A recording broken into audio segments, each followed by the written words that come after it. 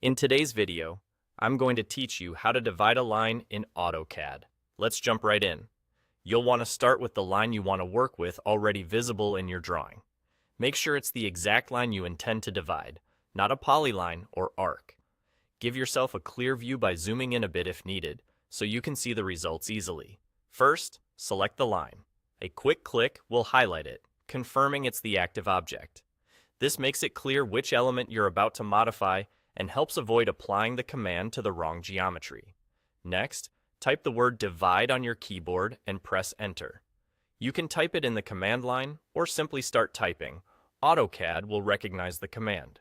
If your line wasn't selected beforehand, AutoCAD will prompt you to select an object, so just click the line when prompted.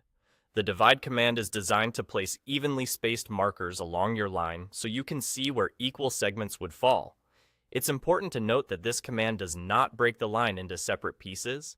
Instead, it adds reference points at equal intervals along it.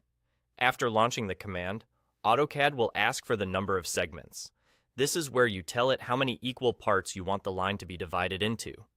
Type a whole number, like 2, 3, 5, or 10, whatever your design requires, and press enter. Think of this as telling AutoCAD how many equal sections you want conceptually. It will handle the math and spacing for you with precision. And that's it. AutoCAD will place evenly spaced points along the line to mark those divisions. Depending on your display settings, these may appear as small dots or plus signs. If they seem subtle, don't worry, that's normal. The line itself stays intact as one object, and the points serve as clean visual references. They're especially handy if you plan to snap to those locations while drawing additional geometry or laying out details with consistent spacing. To recap the flow, select your line, type divide, press enter, enter the number of segments you want, and press enter again. You'll instantly see the markers that show the line divided into equal parts.